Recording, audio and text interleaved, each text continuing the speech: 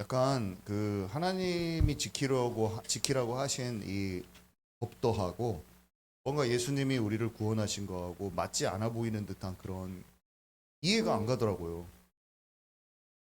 오랫동안 이해가 안 갔고 예수님 믿어진 다음에도 저는 이 이해가 더뎠어요. 왜 지금 이걸 지켜야 되냐 말아야 되냐? 그럼 이거를 지금 안 지키면 죽는다고 그랬는데 나 죽는 건가? 돌 맞아 죽거든요. 그런 것이 저는 이해가 안 가더라고요. 지금도 내가 어, 어, 뭔가 도둑질하면 바로 돌 맞아 죽어야 되나? 그 형벌이 나한테 처해져야 되나? 이런 생각이 있었고, 그러면 형벌을 처하지 않으니까 도둑질 해도 괜찮나?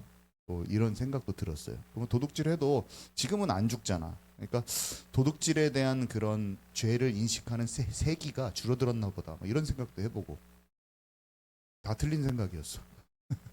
그냥 다 나의 생각이었어. 근데 이제 복음을 알고 성경을 보는 눈이 열어지니까 아주 굉장히 정확하게 모든 게 다 알아지더라고요. 말로 다 설명할 수 있습니다. 그래서 오늘 그 내용을 얘기하고자 합니다. 사실은 예전에 교회에서 제가 다 한 건데요. 자꾸 우리는 까먹어요. 망각의 동물이야. 여러분 들었어요. 제가 해줬어요. 근데 지금 다시 또 갑자기 십계명을 지켜야 되냐에 대한 의문점이 지금 다시 들지 않았습니까, 여러분? 얼굴을 아는 것 같은 얼굴로 또 계시는데 저는 이게 알았다가도 까먹어지고 그래요. 마음에 와닿는 게 조금 또 없어지기도 하고.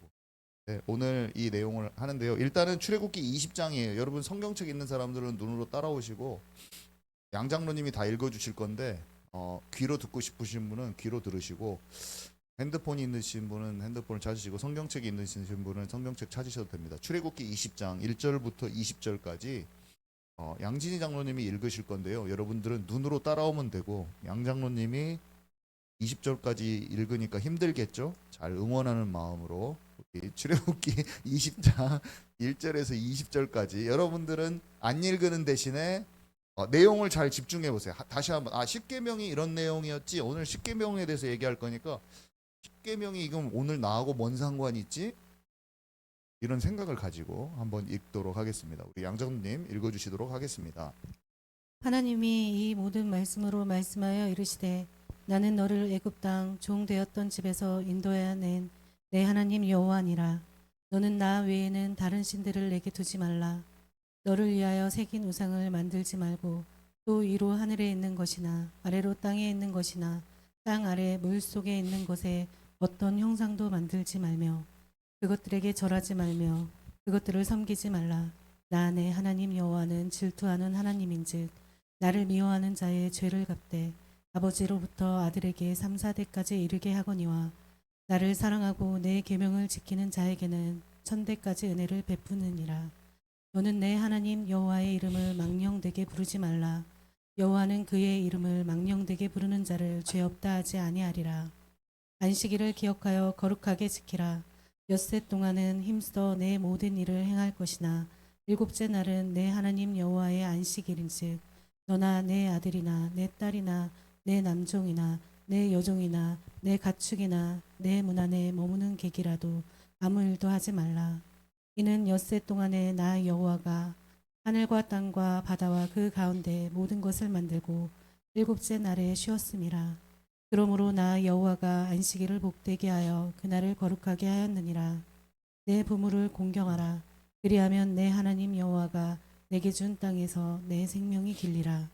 살인하지 말라. 간음하지 말라. 도둑질하지 말라.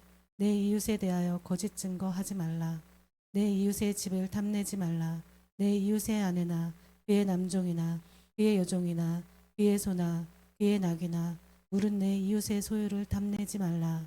뭇 백성이 우레와 번개와 나팔 소리와 산의 연기를 본지라. 그들이 볼 때에 떨며 멀리 서서 모세에게 이르되 당신이 우리에게 말씀하소서 우리가 들으리이다. 하나님이 우리에게 말씀하시지 말게 하소서 우리가 죽을까 하나이다. 모세가 백성에게 이르되 두려워하지 말라. 하나님이 임하심은 너희를 시험하고 너희로 경외하여 범죄하지 않게 하심이니라. 아멘. 네, 신해산 언약이 우리의 것이라고 지난 시간에 그 이유를 설명했는데요. 그 설명을 하는데 한 30분 정도 걸리기 때문에 오늘은 안 하도록 하겠습니다. 시내산 언약이 사실은 우리의 것인지를 알아야지 십계명도 나의 것인지 분명하게 알아지는데, 왜냐하면 시내산 언약은 십계명은 시내산 언약에서도 핵심이에요. 성막의 가장 깊은 곳에 지성소에 있는 게 언약궤인데 그 안에 그 십계명의 돌판을 집어넣었어요.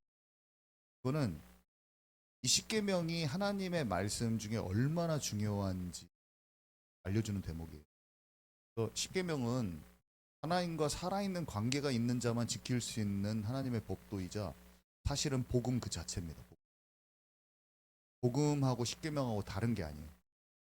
너무 놀랍죠? 이 말이 너무 놀라운 말인데, 십계명은 복음을 진짜로 소유한 자만 지킬 수 있는, 성령을 조차 행할 수 있는 그 사람만 지킬 수 있는 법도고, 이것에 대해서 오늘 설명하고자 합니다. 자, 첫 번째, 십계명의 중요성. 시내산 언약의 핵심이자 돌판에 친히 써주셨죠. 돌판에 하나님 손가락으로 쓰셨다고 돼.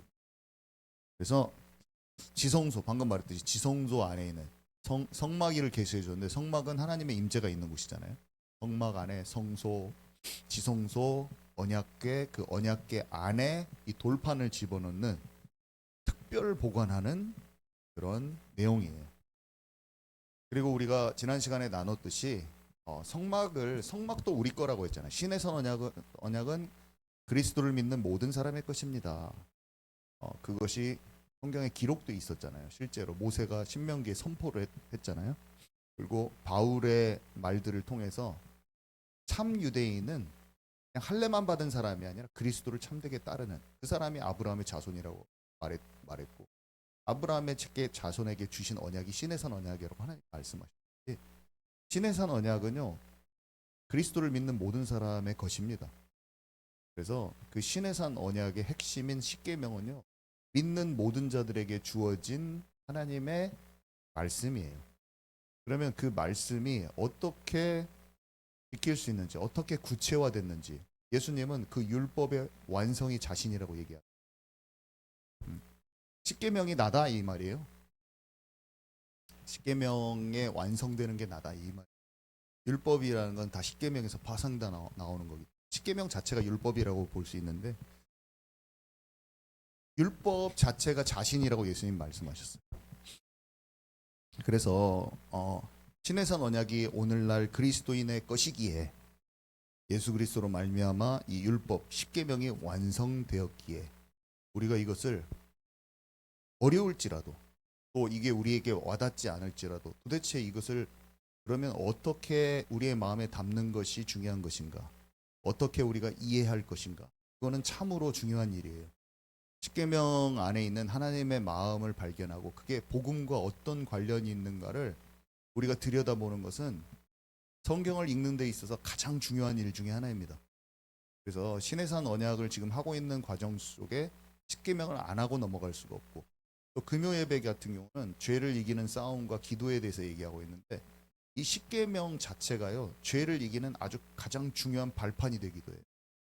그래서 회개하는 그 제목들은 사실 십계명에서 나옵니다. 십계명이 결국 예수님이 말씀하셨던 죄를 이기는 산상수훈과도 다 관련이 있고요. 예수님은 모든 말씀을 다 십계명을 기준으로 해서 말씀하신 게 너무 많아요. 신약에서는 십계명의 기초가 되는 신명기를 가장 많이 인용한 게 신약 성경이거든요. 놀랍죠. 모세율법을 인용을 제일 많이 했어요. 예수님이 비유로 말씀하실 때도 이 십계명을 인용하시거나 십계명에 관련된 신명기 쪽을 많이 인용한다는 걸 우리가 알고 있죠. 자, 그래서 두 번째, 이 십계명에 대한 오해를 버려야 돼요. 우선 저는 어렸을 때 어떤 오해를 가졌냐면, 안 지키면 죽인다, 뭐 이렇게 많이 받아들였어요. 돌로 쳐 맞아 죽거든요. 누구 살인하면 같이 죽어야 되고, 그래서 약간 나한테 와닿지가 않더라고. 계속 그렇고 막그 십계명 외워가지고 시험 보고 이렇게 외우기 막 하고 이런 걸 많이 했는데 계속 와닿지가 않더라고. 오늘의 나하고 이렇게 관련이 없는 것 같고, 예수님이 죄사함하셨다 이 말은 조금 와닿았는데 십계명을 자꾸 외우는 것에 대해서 동떨어진 느낌. 근데 이제 복음을 알고 나니까 너무나 이게 다 연결되어 있는 거죠. 내가 지금 우상숭배 싸우는 문제와 아주 이 세상 신하고 세상 신을 경배하지 말라. 이것도 저는 와닿지 않았어요. 근데 내가 더러운 영들을 많이 따라가 보니까 문화 통해서 마귀 경배를 많이 해보니까 나 외에 다른 신을 두지 말라. 이게 바로 복음이에요. 마귀 이기는 복음. 그 말씀 자체가 그냥 그대로 나한테 말씀하시는 대화체로 들려 이제. 그래가지고 복음 그 자체라는 걸 알게 됐죠. 그냥 저한테 말씀하시는 거예요. 마귀 따라가지 마. 다른 신들 좀 좋지 마. 일본 문화 통해서 맨날 네가 경배하는 짓 좀 그만해. 아무도 없는 데서 하는 것 좀 그만해라고 저는 들려요. 십계명 1계명이. 그래서 두 가지 오해. 첫 번째는 안 지키면 벌 받고 죽는다. 안 지키면 너도 돌 맞아 죽어. 이것도 이제 약간 두렵게 하는 오해였어요. 물론 하나님의 뜻에 따라 지금도 징계는 있습니다. 근데 그 이스라엘 법이 바로 오늘 적용돼 가지고 미워했으니까 미워하는 것은 예수님 살인하니까 살인죄로 너는 죽음의 형벌 바로 돌로 쳐 죽여야 돼. 이거는 아니잖아요. 나의 오해다. 또 무슨 오해가 있었냐면 요즘 시대는 은혜로 복음만 알면 되지 십계명 안 지켜도 돼.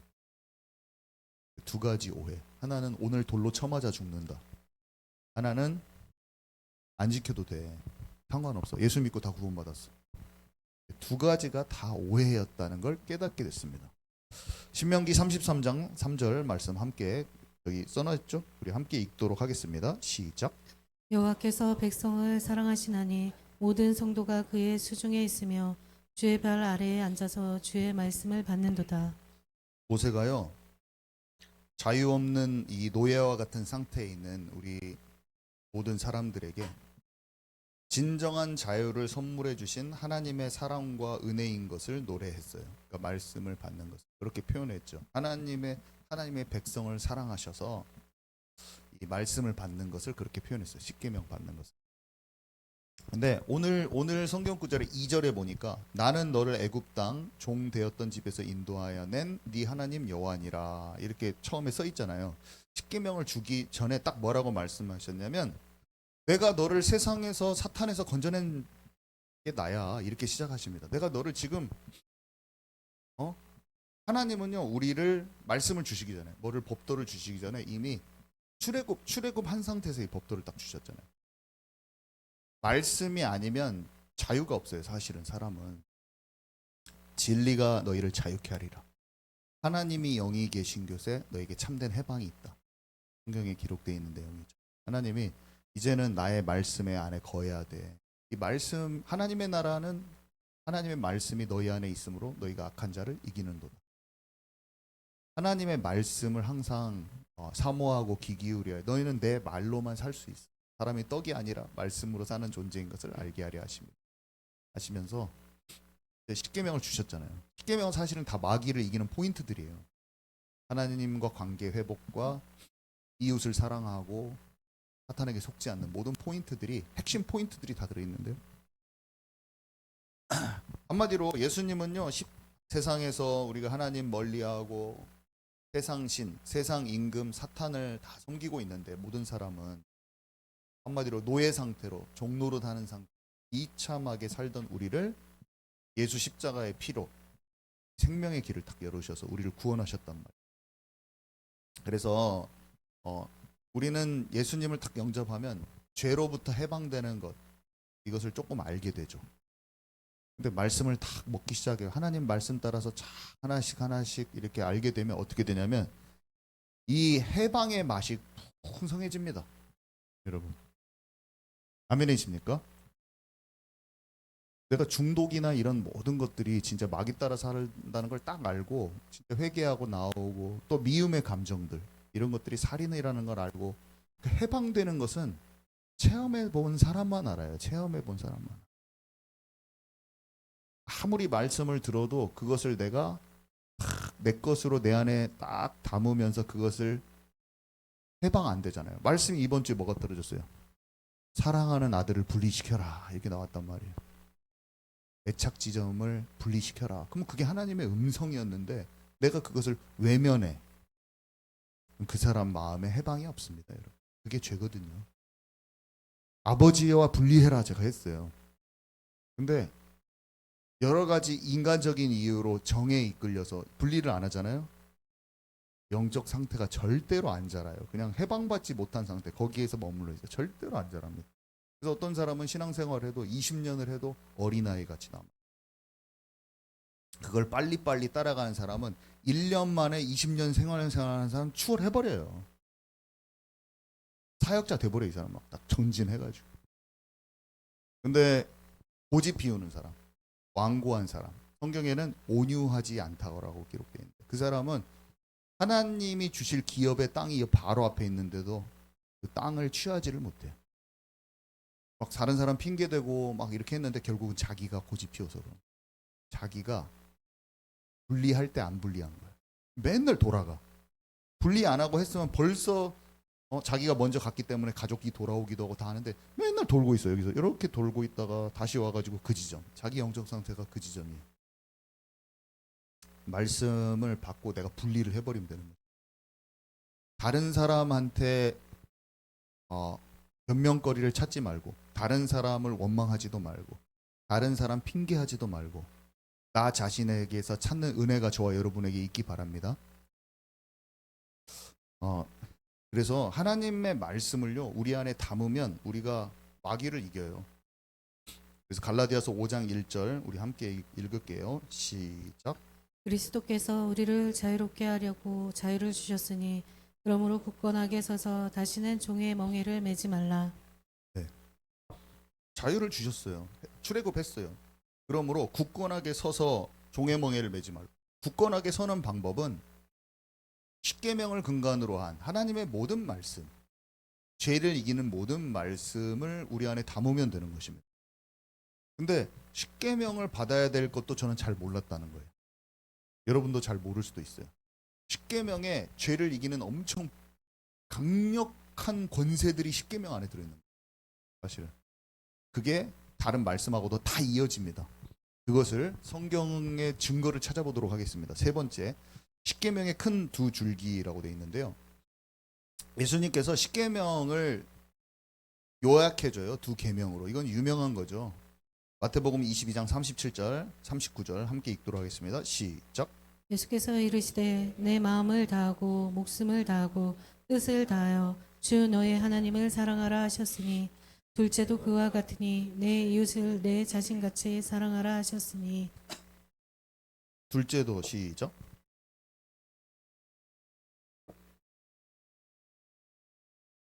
했어요? 했습니까?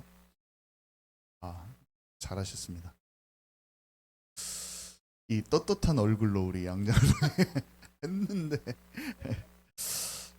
하나님을 사랑하는 것은요 첫 번째 4개의 십계명의 4개의 말씀을 지킬 수 있는 힘이 있고요, 이웃을 사랑하면 나머지 6말씀을 지킬 수가 있는 그것을 예수님이 설명해 주시는 거예요. 여러분 잘 아시죠?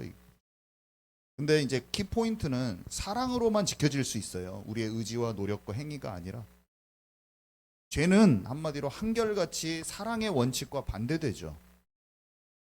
그래서 하나님을 사랑하는 사람은 결탄코 다른 신을 섬기거나 우상을 만들거나 하나님의 이름을 망령되이 일컫지 않고, 이웃을 사랑하면 어때요? 죽이거나 훔치거나 속이거나 비난하지 않고 이웃의 소유를 탐내지 않아요. 십계명 나머지. 그래서 이 율법을 지키는 근본적인 힘, 십계명을 근본적으로 지키는 힘은 하나님을 사랑하게 되는 그 관계 속으로 들어가요. 이웃을 그 하나님의 사랑을 받아본 사람이 용서받고 하나님의 사랑을 알기 때문에 이웃을 사랑할 수 있거든요. 그 사랑은 하나님의 사랑을 받았을 때 나오는 사랑은 인본주의적인 사랑하고 달라요. 박애주의적인 사랑하고 달라요. 그 사랑을 하게 돼 있어요. 그래서 하나님의 관계가 왜 사람의 관계보다 먼저 나오냐, 그 십계명에서. 그거는 하나님의 관계가 온전치 않고서는 인간 관계를 온전히 할 수가 없기 때문이기도 하고, 하나님이 나를 사랑하시는 그 사랑과 용서가 깨달아질 때만 이 복음 통한 복음적인 사랑을 할 수가 있는 것이지, 안 그러면 교회를 다녀도 좀 인본주의적인 사랑하다 화 참다가 화 안 참. 예. 인내도 내 쪽에서 참다가 안 되는 거예요. 그 사람의 영혼이 보일 때만 진짜 사랑할 수 있어요. 여러분 제 말 이해 가시죠? 절대로 사랑이 안 돼요. 사람은 화만 나요. 근데 그 영혼이 진짜 천국 지옥이 믿어지고 계시록 믿어지고 내 자신이 지옥불에서 건져 나와진 것에 대한 그 생명이 느껴질 때만 사람이 용서돼요. 사람 자체 용서된다기보다 지옥 갈 사람으로 보여. 하나님 없는 영혼으로 보여요. 안 그러면 참다가 끝납니다. 참고 있는 것은 이미 영혼으로 안 보인다고도 또 얘기할 수가 있어요.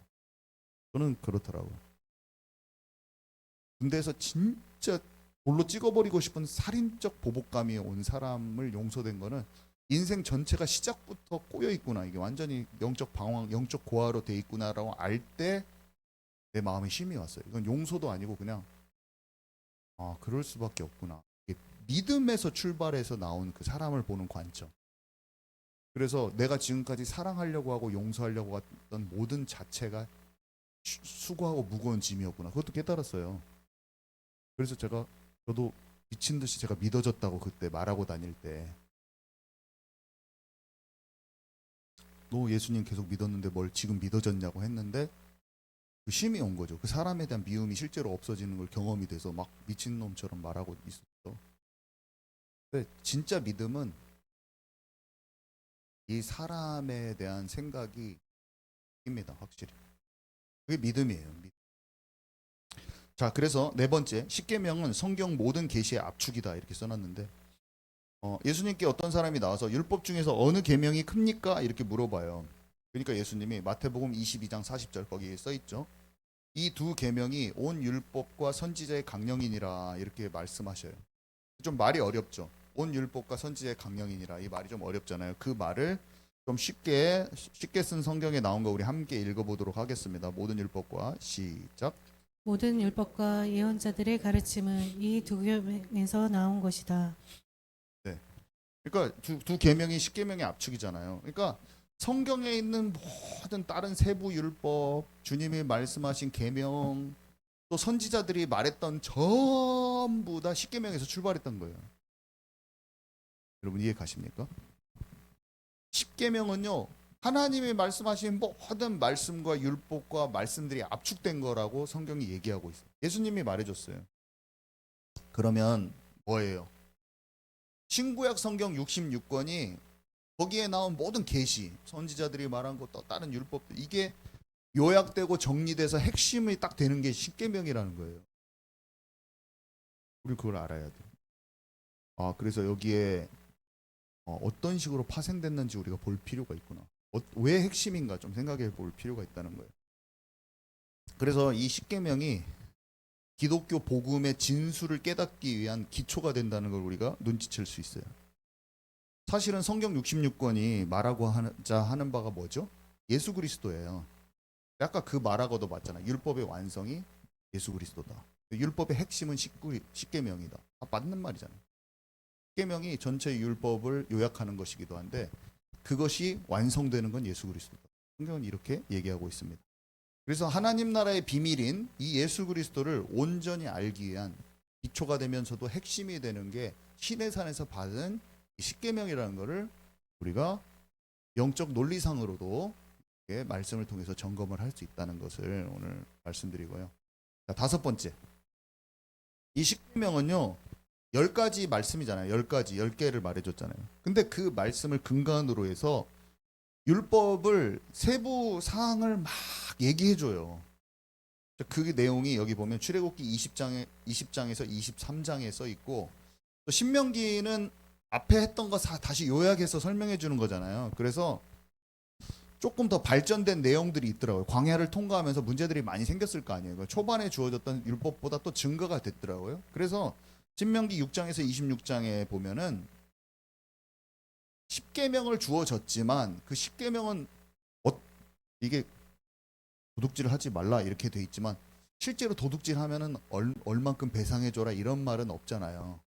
십계명 안에는 하나님이 소랑 양으로 갚아줘 이런 말까지 다 해주셨더라고. 참 놀랍게도 하나님이 인간에게 소로 뭐 갚아줘 이런 말 하나님이 해주셨어.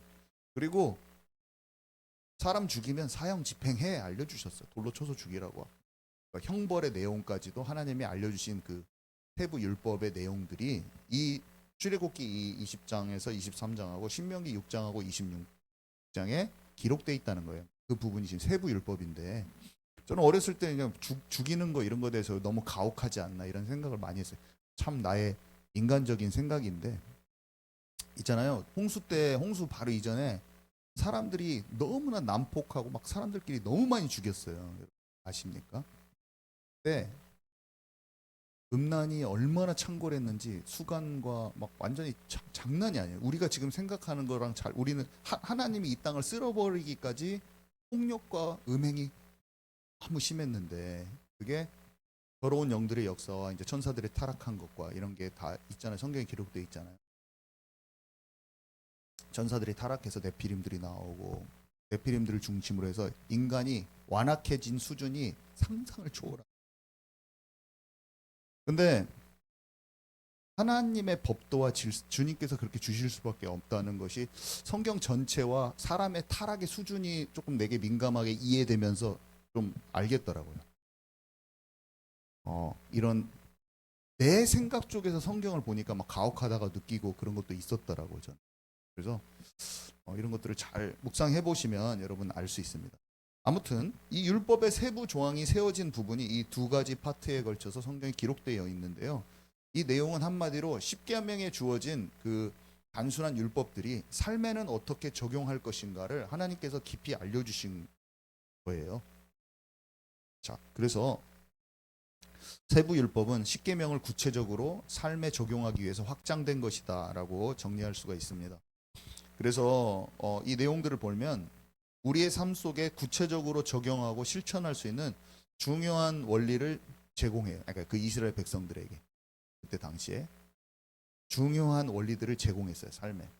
그래서 그 부분을 이제 읽어보면 우리는 어떻게 되냐? 저는 피곤하더라고요. 이게 막 제약들만 그냥 법규같이 막 써 있어가지고 법 조항들 조례들 보면 얼마나 피곤해요. 그거 읽는 것도 피곤할 수도 있는데 이거 뭐야 지루하고 막 그럴 수가 있는데 그러면서 저는 어렸을 때 이런 생각을 해봤어요.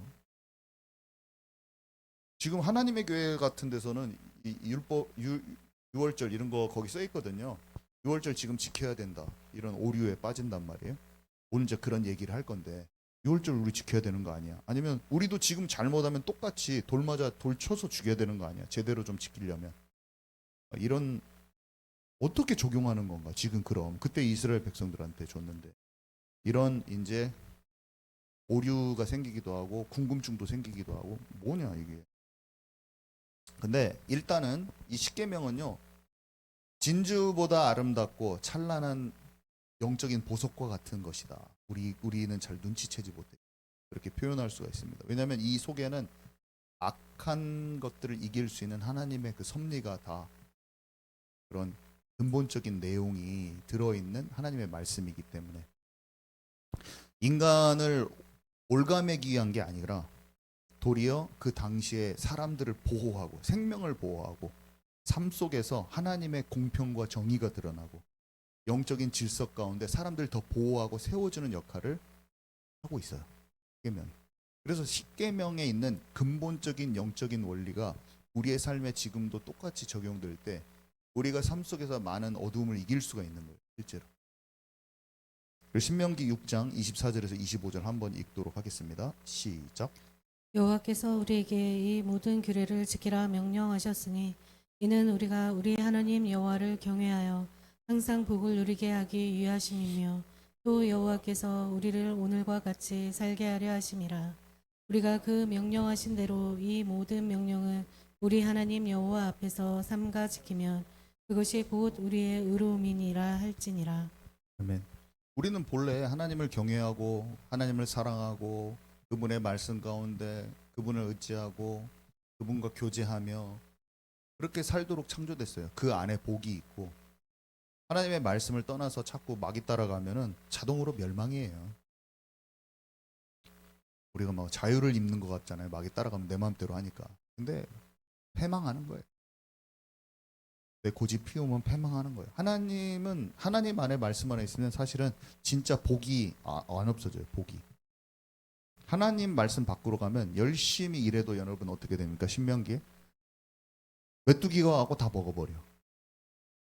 하나님 말씀 안에 있으면 하늘의 보고가 열려가지고 비가 내리고 열매가 막 자동으로 맺혀. 우리의 삶이 다 그렇다니까요. 이 목회가 그렇고 여러분의 직장 현장이 그렇고 하나님 안에 거하면 여러분의 손에 있는 소산, 여러분이 일한 것을 절대 뺏기지 않습니다. 떡 광주리가 뺏기지 않는다. 근데 아무리 머리 쓰고 잘해도 하나님 안에 있지 않으면 어떻게 되냐면 돈이 줄줄줄 새는 거야. 열심히 했어.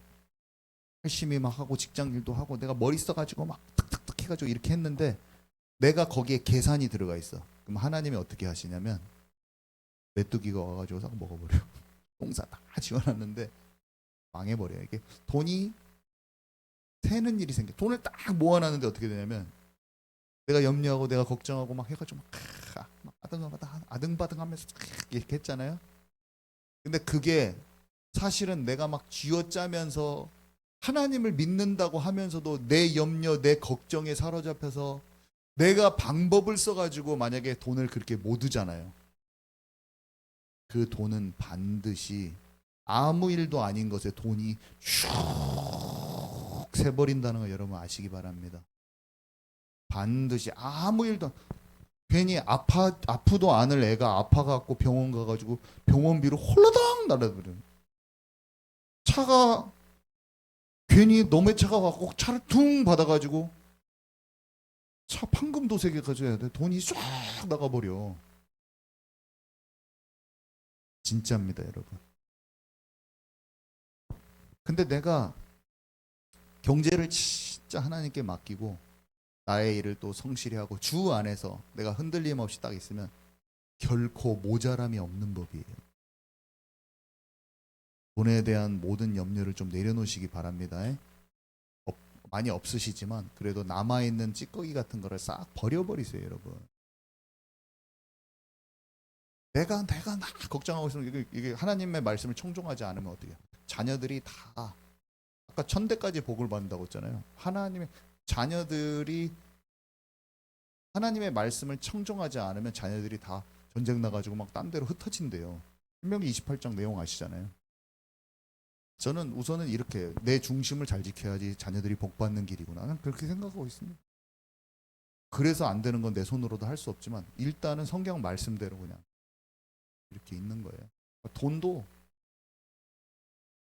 돈을 막 뭐 들라고 하지 않아요. 돈을 못 얻으려고 하는 사람, 그 돈이 새는 것을 경험할 것입니다. 똑같아요. 근데 맡겨. 염려도 좀 맡겨.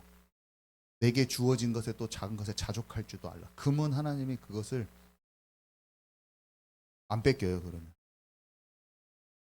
자, 6번째. 예수님의 해석을 좀 보고 갈 건데요. 예수님이 이게 십계명을 직간접적으로 해석을 해줍니다. 마태복음 15장 19절, 마가복음 7장 21절에서 23절 두 구절 함께 읽도록 하겠습니다. 마음에서 나오는 것은 시작. 마음에서 나오는 것은 악한 생각과 살인과 간음과 음란과 도둑질과 거짓 증언과 비방이니 속에서 곧 사람의 마음에서 나오는 것은 악한 생각 곧 음란과 도둑질과 살인과 간음과 탐욕과 악독과 속임과 음탕과 질투와 비방과 교만과 우매함이니 이 모든 악한 것이 다 속에서 나와서 사람을 더럽게 하느니라. 아멘. 예수님이 말한 제목들이 뭐 13가지 되는데 이게 다 직접적으로 십계명하고 연결됩니다. 여러분 잘 읽어보시면 아시지만. 근데 이걸 뭐라고 말하냐면 마음에서 나오는 죄라 이렇게 표현을 하셔요, 주님이. 그러니까 십계명은 예수님이 우리는 행동을 막 안 하고 막 어떤 사람이 제가 이거 예전부터 잘 쓰는 표현인데 슈카라고 팼어요. 너무 열받아가지고 미워가지고. 근데 숨이 딱 넘어가기 직전까지만 패고 죽이지는 않고 딱 하고 나 살인 안 했어. 왜 그러냐면 십계명 지켰잖아. 이거는 행위를 얘기하는 거죠.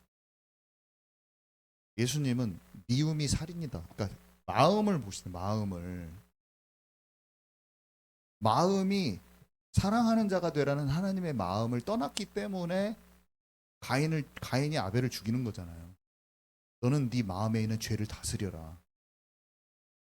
여러분, 하나님이 계속 말씀하고 계세요. 저 여러분한테. 무슨 말씀하셨어요? 여러분, 제가 우리 교회에서 계속 완고하지 말라고, 자존심 피우지 말라고. 그거 다 죄예요. 완고함이 최고 죄예요. 온유한 자를 만들지 못하게. 감사할 줄 알고. 여러분의 합당한 은혜가 지금 이 자리도 있는데 말씀을 듣는 태도가 막 판단하는 자예요. 그 사람은 죄 중에 죄예요. 성령 해방죄야 그거. 진짜 통회하고 자복함이 있어요. 눈물도 안 나. 그런 사람들은 눈물도 안 나온다. 왜냐면 사람들이 한번 완고해지기 시작하면 울어야 될 때 우는 것을 안 하잖아요. 진짜 완고한 사람. 교만함. 완고함은 교만함으로 발전해. 말씀 다 판단해. 얼마나 자기 자신에게 해로운 건지 몰라. 자기 영혼을 자기 스스로 죽이는 거예요. 하나님께 통회하고 자복할 수 있는 힘을 달라고 좀 하시기 바랍니다. 여러분 자신이 그것을 만약에 깨닫지 못하잖아요. 영혼을 자기 스스로 갉아먹는 거예요. 무서운 거예요.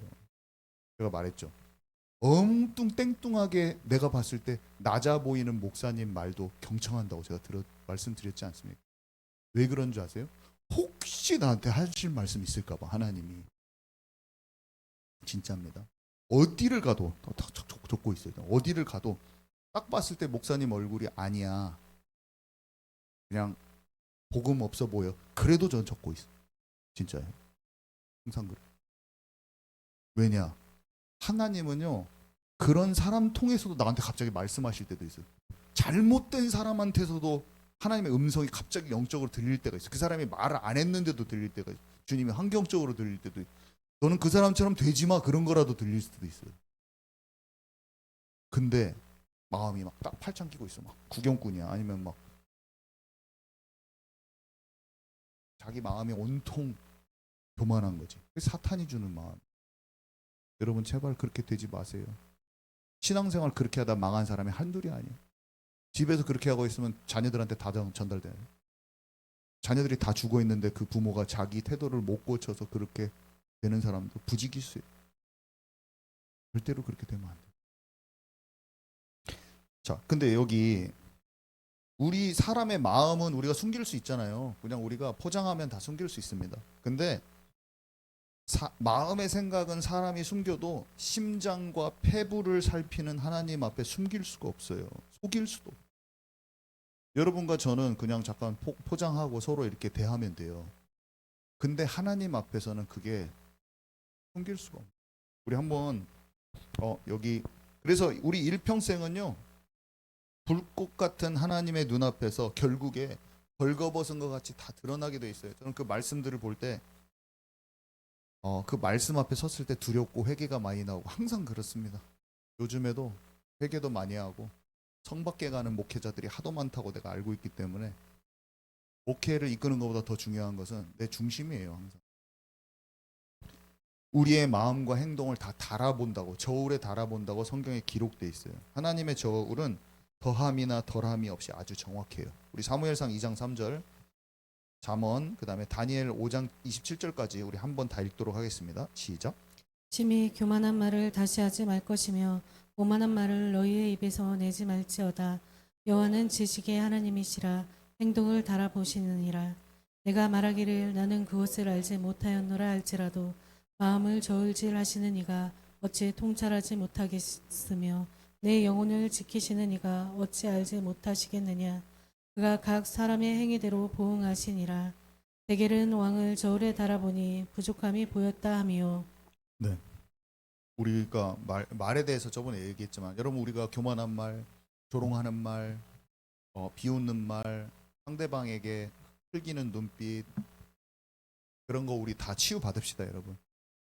우리 사람들에게 우리가 막 장난도 제가 막 장난치면서 조롱하는 말 이렇게 막 웃기려고 하는데 사람들 까는 말 이렇게 하다 보면 이게 다 마음만 상하고 말씀도 안 들어가겠죠, 여러분.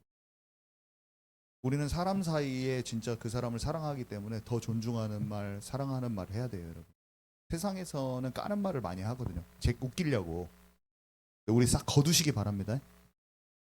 교회에서는 저는 진짜 사랑하고 존중하는 말만 하게 해요. 그렇게 해도 모자라요. 왜냐하면 사람의 마음은요, 그런 말이 사람의 마음에 상처를 주더라고. 별것도 아닌 거예요. 그러니까 여러분들 서로 존중하고 사랑하고 따뜻한 말, 살리는 말, 장난으로도 깎아내리는 말 좀 하지 말. 아셨죠? 우리 그렇게 하시게요. 그 말을, 오만한 말을 우리에게 내지 말라고 그랬어요. 왜냐, 우리 행동이 다 달라지는 거예요. 진짜 사랑하는 말로, 존중하는 말. 우리가 세상에서 그런 말을 많이 들었기 때문에 우리가 그 말을 배워서 하기가 쉽더라고. 왜냐면 내가 왜 이런 조롱하는 말을 할까? 왜 내가 이런 사람들을 깎아내리는 말을 할까? 내가 생각해 보면 내가 그런 상처도 있고 그런 것을 많이 먹어서 그래. 좀 어디서 본 것도 많고. 근데 잘 생각해 보면 먹었어도 나는 그렇게 안 해야겠더라고. 여러분, 하나님 앞에 다 달아질 것입니다. 겨울에. 그래서 각 사람의 행위대로 보응하시고. 그래서 하나님은요, 우리의 믿음의 무게 그대로 정확히 갚아주셔요, 결국에. 그래서 시편 전도서 지금 여기 5구절 우리 함께 읽도록 하겠습니다. 시작. 주여 인자함은 주께 속하오니 주께서 각 사람이 행한 대로 갚으심이니이다. 하나님은 모든 행위와 모든 은밀한 일을 선악간에 심판하시리라. 인자가 아버지의 영광으로 그 전사들과 함께 오리니 그때 각 사람이 행한 대로 갚으리라. 하나님께서 각 사람에게 그 행한 대로 보응하시되 이는 우리가 다 반드시 그리스도의 심판대 앞에 나타나게 되어 각각 선악간에 그 몸으로 행한 것을 따라 받으려 함이라. 네. 7번 이제 7번 좀 할 건데요. 이제 여기 궁금증이 풀릴 겁니다. 아까 제가 초반에 드렸던 궁금증이 이제 여기서 다 풀리게 되는 것을 제가 설명을 할 건데요. 우리가 이제 왜 형벌을 안 받냐, 우리는 이런 것들 좀 나누도록 할 건데요. 첫 번째로 마태복음 5장 17절 우리 함께 읽도록 하겠습니다. 시작. 내가 율법이나 선지자를 폐하러 온 줄로 생각하지 말라. 폐하러 온 것이 아니요 완전하게 하려 함이라. 네. 근데 제가 아무리 봐도 폐하러 온 줄로 생각하지 말라고 했는데 막 폐해진 거예요. 성경에 보면 희생제사랑 폐해졌잖아요. 폐해졌는데 이거 율법 중에 하나인데 이해가 안 가. 예수님 통해서 완전하게 되었다는 그 말을 알고 싶은 거예요. 어떻게 완전하게 된 거죠? 뭐가 완전하게 된 걸까? 그러니까 1차적으로 첫 번째, 의식법은 폐지가 됐습니다. 알고 계세요? 의식법. 의식법은 뭐가 폐지되었어요? 제사 폐지됐잖아요. 그죠? 음식 뭐 먹지 말라 먹으라 폐지됐잖아요. 그 다음에 뭐 정결 규례, 아무튼 뭐 제사 드리는 방식, 할례도 폐지됐어요. 할례 폐지된 거 나오잖아요. 돼지고기 금지된 거, 돼지고기 먹어도 돼. 순댓국밥 먹고 있잖아요. 제가 맛있게. 그리스도의 십자가로 완성됐다고 성경에 기록되어 있습니다. 그래서 골로새서 2장 16절에 17절 우리 함께 읽을 거예요. 시작. 먹고 마시는 것과 절기나 초하루나 안식일을 이유로 누구든지 너희를 비판하지 못하게 하라. 이것들은 장래일의 그림자요 몸은 그리스도의 것이니라. 아니 바로 봐도 안식일 지키라고 돼 있는데 우리 안식일 안 지키잖아요. 성경에 써 있잖아요. 안식일을 지키라고 하는 사람들, 그 사람이 너희를 비판하면 비판하지 말라고 했는데 하면서 이걸 구절을 알려주면 되는 거예요. 이해 가시죠? 안식일의 정신을 안식일에 대해서 한번 제가 나눴잖아요. 안식일의 정신이잖아요. 이게 영적 리듬을 갖추는 그리스도 안에는 쉼을 우리가 주일 통해서 하고 또 하면 되는 거예요. 유대인들이 예수님 믿고 돌아온 사람이 안식일 좀 지키겠다 하면 너무 비판 안 해도 돼. 그 사람 지키라고 하면 돼요. 또 여러분 이해 가시죠? 이게 사람들이 단순한 건데 헷갈리고 또 주일로 바뀌었으니까 주일만 지켜야 돼 막 이런 그리스도인들이 있어요. 그것도 굉장히 율법적인 거야. 그것도 안식일 가지고 비판하지 말라는 것처럼 이제 주일이야 하면서 그 사람의 믿음과 이런 것을 안 보고 여러분 이해 가시죠? 근데 말씀에 써 있는데도 하도 들은 지식으로 무조건 비판을 또 들어가. 우리 그런 게 아니에요. 좀 주님의 마음을 잘 알면 유대인 습성에 완전 길들여진 사람이랑 토요일 날 내가 그때 같이 그 사람들이랑 같이 예배 봐줄 수도 있어요. 저는 이해 가십니까? 안식일 막 지키고 싶어. 유대인들은 또 하나님의 안식일 지키라고 해서 6월절 막 지키고 싶어. 예수님이 기억하면서 그럼 교회에서 같이 6월절인데 기념하면서 좀 같이 나눠 먹고 할 수도 있는 거죠.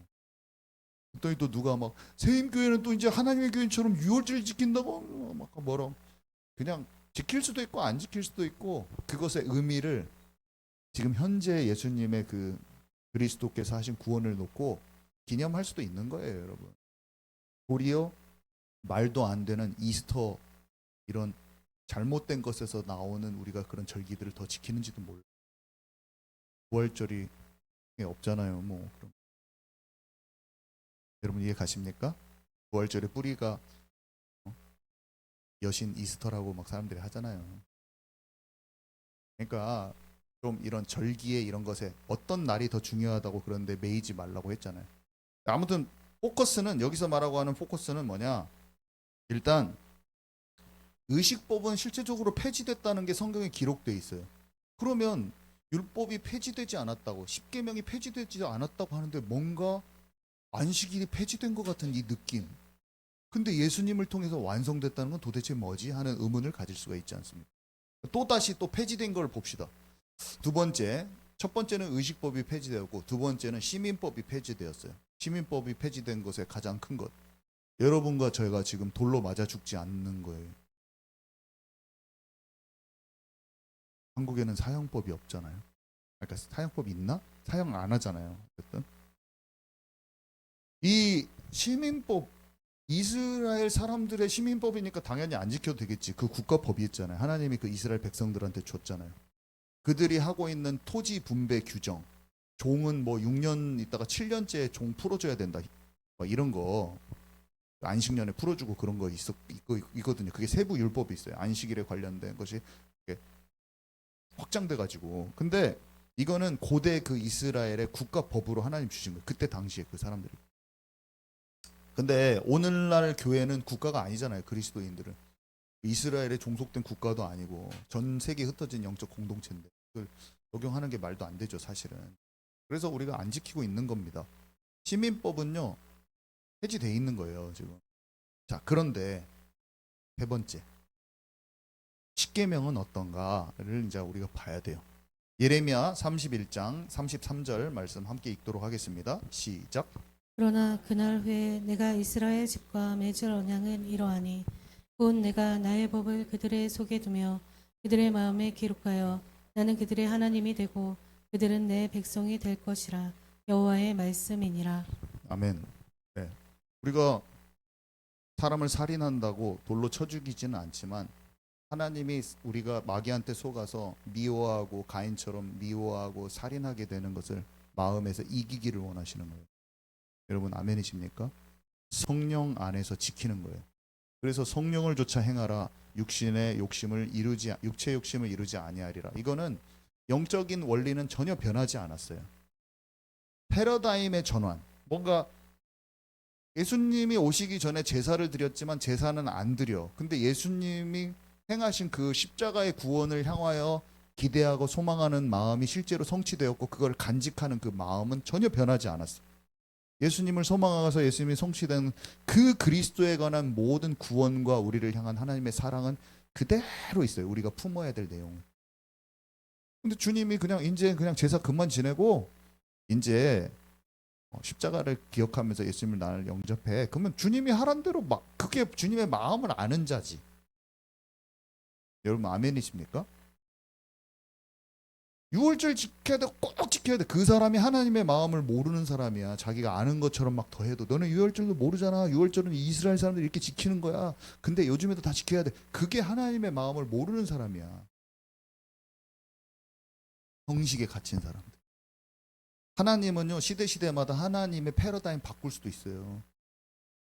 천년왕국 때 주님이 이때는 예루살렘 수도로 삼고 희생제사가 그때 있다고 돼 있거든요, 성경에. 근데 그거는 옛날에 있는 희생제사하고 완전히 다른 형태로 약식으로 드려요. 에스겔서에 보면. 그 사람들이 어떤 식으로 평가를 하냐면 그때는 예수님의 오는 것을 기대한 게 아니라 그냥 기념일식으로 그렇게 할 것이다. 많은 왕들을 불러서 이렇게 평가를 하거든요. 근데 그것도 사람들이 머리가 너무 딱딱한 사람들은 그 말을 그냥 받지를 못해. 왜 그러냐면 형식에만 갇힌 거야. 또 이제 주님이 오시니까 다 폐지했으니까 주님은 다시 좀 해봐라고 할 수도 있어요. 전체 다가 하는 게 아니라 그 기념일 차원에서 그 사람만 그 수도에서만 딴 데서 다 하고 있는 게 아니라 여러분 제 말 이해 가십니까? 머리가 좀 보드라워져요. 머리가 부드럽지 않으면 굳어갖고 막 내가 아는 지식만 가지고 막 다 판단해 신앙을. 내가 머리가 성경의 지식이 나를 골치 아프게 만드는 거야. 단단하게. 지식이 많은데 영의 것을 더 모르는 사람이 될 수도 있다는 거 여러분 깨달으시기 바랍니다. 이해 가시죠? 네, 질문하세요. 네. 네.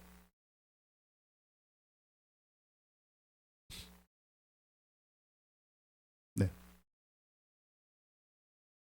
잘못된 거 아니에요. 그러니까 한국에서 메시아닉주랑 자주 만나기도 하고 이스라엘이 회복되기를 진짜 바라는 사람들이 막 다 지켜요. 그것을 옛날 지켜야 된다는 입장에서 지키는 게 아니라 유대인들을 더 잘 이해하고 그들을 품어주기 위해서 초막돌 쥐어보고 막 그래요. 그런 사람들이 있어요. 근데 그 사람들이 거세게 기독교에서 깊이 비판을 받는다고요. 제가 그것도 말한 거예요. 그것도 그럴 필요가 없어요. 이스라엘 더 막 사랑하고 그쪽 선교하려는 사람들이 그런 것도 막 해요. 막 그날 있었던 음식 뭐 먹어보고. 근데 그 사람들이 그걸 하는 거는 6월절을 이스라엘처럼 지켜야지 구원받는다 막 이런 식으로 지키는 건 아니거든. 좀 사고가 유연해야 돼. 여러분 아멘이십니까? 절기를 지켜야지 구원받는다 아니면 그게 이스라엘 법도가 지금 우리 거니까 지금도 해야 된다 그런 입장이 아닌 것은 유연할 필요가 있어요. 그런 것을 말하는 거예요. 그 절기에 너무 집착하지도 말고 사람들 비판하지 말라. 그냥 우리는 그때 당시에 여호와의 절기가 구속사적으로 예수님을 향한 어떤 마음이 있었다는 걸 잘 알고 기억하기 위해서 좀 할 수도 있는 거예요. 기억 이해 가시죠? 그런 내용인 거예요.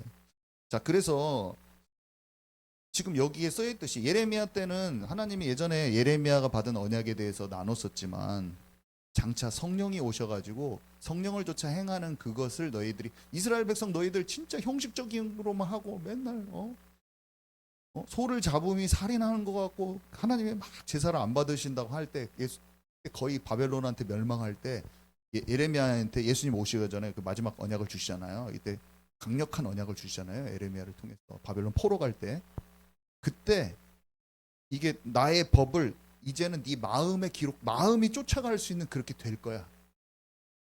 얘기해 주시는 장면이죠. 유명한 거잖아요. 예레미야. 이게 이 언약을 이 새 언약을 세운 것이 나를 통해서 이루어지는 거라고 예수님이 성찬식 때 말하잖아요. 예레미야의 그 새 언약 그걸 인용해서 말씀하시잖아요. 마음판에 새겨지는 그게 나를 통해서 이제 이루어진다. 성령 받고 너희가 마음으로 쫓아갈 때 그 말을 성찬식 때 하는 게 이거든요. 이 예레미야 이 말씀을 인용해서 주님이 말씀하신 거잖아요. 그래서 십계명은 지키는 거예요. 형벌을 받지 않지만 어떻게 지키냐? 마음의 차원에서부터 지키는 거예요. 죽을 때까지 때려서 죽지 않게까지만 때리는 것을 그런 식으로 행위적으로 지키는 게 아니라 미워하는 마음부터 하나님의 뜻이 아니라는 걸 알고 미워하는 것은 예수님 살인하는 것이라고 해요. 이게 십계명의 정신과 똑같은 거라니까요. 십계명을 지키기 더 어렵게 만들어 놓은 게 예수님이거든. 근데 그게 우리의 눈에는 더 어려워 보여지만 그게 본래 하나님의 마음이었어요. 그때부터. 그때는 행위로 지키고 지금은 마음으로 지키는 게 아니라 그때도 마음이었다는 걸 여러분 아시기 바랍니다. 하나님이 십계명을 지키는 걸 행위로 지키기를 원하셨겠어요? 유대인들이 그렇게 행위로 지켰다니까. 그러니까 막 주님과 관계가 먼 거야. 막 그때도 마음, 지금도 마음이에요. 그때는 행위고 지금은 마음인 게 아니라. 그때도 죄를 미워하셨고 지금 십계명은 그러니까 복음과 자체가 똑같아. 사실은 본래 주셨을 때 그 의미는 마음을 원하셨지 행위를 원하신 게 아니란 말이에요. 그때도 복음적인 그 마음, 지금 예수님이 말할 때는 그때는 살인할 때가 죄였는데 지금은 미워한 것도 살인인 게 바뀌어진 게 아니라 본래 그거예요. 죄를 다스려라. 가인에게 살인하려는 그 마음을 다스려라. 죄를 다스려. 그 마음이야. 똑같아. 그래서 신명기에 네가 내 말을 네 마음에 담고 네 입술에 담고 마음에 담으면 어려운 게 아니야. 지키는 게 어렵지 않고 쉬우리라. 그거는 말씀을 사모하는 그 동기의 마음을 뜻한 거였지 행위를 말한 게 아니었어요. 근데 사람들이 엄청 목사님들도 구약에는 율법의 행위로 구원받고 그 말을 엄청 많이 하거든요. 그런 말을 많이 해요. 구약에는 율법을 지켜서 구원받고 지금은 하나님의 은혜로 구원받는다라는 말을 설교에서 하는데 말도 안 되는 말이에요. 그때도 하나님은 마음을 원하셨죠. 여러분 그런 말씀 많이 듣지 않으셨어요? 율법을 지켜서 구원받고 아니 지킬 수밖에 없는 그 마음을 얘기하는 거예요. 사랑하면 너희가 나를 사랑하면 마음과 뜻과 목숨을 다해 사랑하면 그거를 얘기하는 것이죠. 절대 율법의 행위를 지켜서 한 거 아닙니다. 엉뚱한 설교들인 거죠. 인터넷 찾아도 지금 엄청 많이 나옵니다. 그렇게 그거는 몰라서 하는 말이다. 그래서 살인은 예수님 미움까지 그랬잖아요. 미움 원인이 되는 경쟁의식, 시기질투 전부 다 죄잖아요. 살인만 하지 마라 그게 아니에요. 여러분 살인하지 말라고 했을 때 십계명을 딱 보고 내 안에 있는 미워하는 마음을 만들게 하는 그 동기가 되는 경쟁의식, 시기질투까지 마귀한테 속는 걸 딱 보는 눈이 열리시기 바랍니다. 십계명에 그걸 볼 수 있어야 돼요. 간음한다. 간음하기 전에 음욕까지 주님이 말했잖아요. 여자를 보고 음욕이 일어나는 거예요. 그러면 내가 보고 읽는 것이 음란물과 일본 애니였어. 그러면 그것으로 나를 이끌어가는 지점인 걸 알고 절제해버려야 돼요. 그게 성령의 열매입니다. 그러니까 간음하지 말라라는 것에서 내가 오늘 시각적으로 영향받는 것을 끊어낼 수 있는 것까지 예수님은 얘기하고 있는 거예요. 지금 이 시대에. 거짓 증거하지 말라. 이것도 뭐예요? 우리가 사람들을 진짜 사랑하는 마음 있잖아요. 그러면 주변 사람들한테 사소한 거 숨기지 않고 소통도 하고 투명합니다. 거짓 증거하지 말라 이 말에. 근데 진짜 거짓 증거하지 않으면 이런 모든 말을 조심하게 돼 있어요. 그죠? 거짓말 뿐이겠어요. 아까 말한 조롱하는 말 이런 것도 저는 다 거기 속해 있는 말이라고 생각해요. 거짓 증거하지 말이 그런 것들 싹 걷어버리는 거예요. 부모를 공경하라. 부모를 공경하라. 진짜 사랑과 존중으로 부모님을 진짜 대해야 돼. 부모를 공경하라는 말을 십계명에 써놓을 정도야. 하나님은 얼마나 부모님을 공경하라는 게 중요한가 알 수 있잖아요. 함부로 대하는 내가 태도와 말이 있다면 다 걷어야죠. 부모님이 잘못된 길인데 다 공경해서 따라가란 말은 아니죠. 그죠? 그거랑 그거는 또 율법주의야. 거기가 막 매인 사람들은 또 그 질문이다. 그러니까 제가 불효하면 안 되니까 아버지 잘못된 걸 제가 따르겠습니다. 이거 엉뚱한 발상이야. 이거 막힌 사람들이 하는 말이죠. 그건 아니잖아요. 분리돼서 갔잖아요. 자, 안식일도 마찬가지. 안식일은 장래의 그림자요. 하나님의 장래의 그림자라고 했어요. 안식일은. 그죠? 근데 형식을 지키는 사람은 안식일을 지켜야 돼 이렇게 되는 건데 하나님의 안식에 들어가는 그 삶의 리듬을 내가 찾기를 원하시죠. 하나님은 하나님 안에 쉼이 있는 그 삶이 되기를 원하고 우리 삶 속에서 그리스도인들이 주일을 지키고 있으면 어떡해? 주일만 딱 지키는 게 아니지. 그 하나님 안에 쉼이 있는 신앙생활의 리듬을 내가 다 찾아 들어가야겠죠. 신앙이 성숙할수록 그거예요. 그게 안식일을 지키라. 내가 쉼 없는 삶을 만드는 어떤 나의 열심이 있으면 제거하는 거예요. 안식일을 지키라 그 말에서 안식해야지. 나의 열심 버려야지. 나의 방법 버려야지. 나의 계획 더 내려놓아야지 하면서 십계명 안에서 안식일을 지키라는 그 주님의 마음에서 찾아 들어가는 그것을 하면 되는 거예요. 근데 그 하나님의 마음은 변함이 없다는 거예요. 그 십계명에서 하나님 우리에게 말하고자 하는 안식일을 지켜라 하는데 포함되어 있는 하나님의 마음은 변함이 없는 거예요. 예수님 그걸 찾으라고 한 거예요. 십계명 그 자체에 목매다는 게 아니라. 그러니까 나는 율법의 완성인 거예요. 예수님. 본래 그거는 그 당시 그 사람들한테 맞게 주셔서 지금 그걸 알기를 원하여 깨닫게 하신 거니까 우상 숭배하지 말라 했어요. 하나님보다 애착하는 게 돈이면 돈을 끊고 자아 실현이면 자아를 죽이고 성공하는 거였으면 그걸 버리는 거죠. 제가 이번에 우상 숭배하지 말아나 네 번의 분리. 아브라함이 우상 숭배 안 하는 쪽으로 간 거예요. 하나님보다 더 사랑한 사람이 자기 아들이었어. 그걸 분리시킨 거예요. 하나님보다 자기가 더 사랑하는 사람이 연인이었어. 내려놔야 돼요. 와이프한테 맨날 질질 끌려다녀. 그러면 이혼하는 것이 아니라 영적 분리가 일어나야겠죠. 여러분 아멘이십니까? 그런 얘기예요.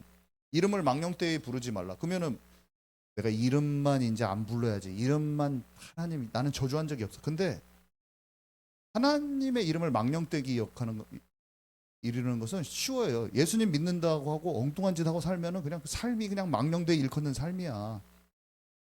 하나님의 자기 마음대로 사는 거야. 그러면 하나님의 이 이름을 망령되이 일컫지 말라는 나는 그건 안 했어. 그거는 행위주의자예요. 십계명 자체에 들어있는 하나님이 내게 원하시는 것을 잘 알으라고 한 게 그 마음의 문제라는 걸 예수님이 말씀하신 거예요. 성령을 쫓아 행하라. 육체의 욕심을 이루지 아니하리.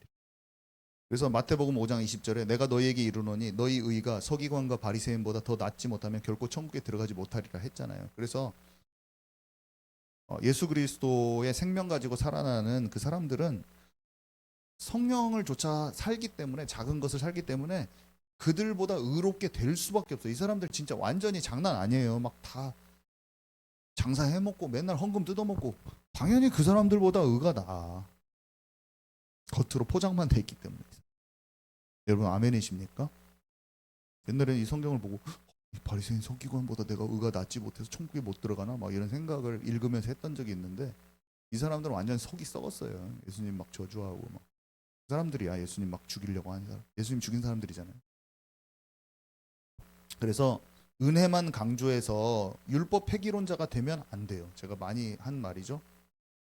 올바른 회개를 했을 때 율법 폐기론자들은요. 그것을 막 비웃으면서 자기가 방종주의자로 가는 걸 깨닫지 못해요. 여러분 기억하셔야 됩니다. 이거를. 이거 우리 교회가 생긴 이유인데 누룩은요. 전체 영향이 있기 때문에 분리된 거예요. 사람들이 잘못했다는 말을 하는 게 아니에요. 어떤 그런 분위기는 분명히 있는 거예요. 사람이 살 수가 없어요. 죄는 끊는 결단이 있어야 돼요. 그래서 제가 자꾸 말한 거예요. 사람은 정으로 사는 게 아니라 아픔을 무릅쓰고 분리돼야 돼요. 완고한 아버지 데라하고 분리된 거예요. 사랑하는 아들 이삭과 분리된 거예요. 사랑한다는 말로 분리하지 않고 그렇게 하지 마세요. 애착 지점을 하나님께서 분리시킬 수도 있습니다. 오늘 제가 쇼츠에 최진숙 목사님 쇼츠가 제가 뭐 왕의 정원 뭐 찾아보다가 지금 요즘에 어떻게 되고 있나 보다가 거기 쇼츠 첫 번째 쇼츠에 이런 말을 하더라고. 최근에 이렇게 제가 그분이 말한 걸 그대로 적어왔는데 한번 들어보세요. 1912년 4월에 타이타닉호가 있었는데 북대서양을 지나가다가 빙산에 충돌했습니다. 1514명이 사망하였습니다. 그래서 사람들은 생존자 명단과 사망자 명단을 위해서 거대한 게시판을 만들었습니다. 그래서 거기에 구조된 생존자 누구누구 적어놓고 사망자 실종자 누구누구 적어놓았습니다. 그날 타이타닉 호를 탈 때에는 모든 사람이 자신의 명예와 부와 지위 이런 것들에 따라서 1등석, 2등석, 3등석을 나누어 탔습니다. 그런데 충돌한 그날은 딱 두 부류로 나뉘어져서 이름이 올라왔어요. 구조받은 생존자와 사망자 두 부류로. 주님이 결정해 놓으신 그날에 역시 그때에도 딱 두 부류의 사람들만 있을 것입니다. 구원받은 사람들과 구원받지 못한 사람들, 이렇게 사람을 나누실 날이 반드시 옵니다. 이렇게 올라와 있더라고요. 너무 내 마음에 와닿더라고요. 갑자기 마음이 쿵 내려앉으면서 이게 절대 놓치지 말아야 된다. 그리고 어, 사람이 살고 죽는, 영혼이 살고 죽는 것에 대해서 항상 끊임없이 선포하는 목사가 돼야 된다.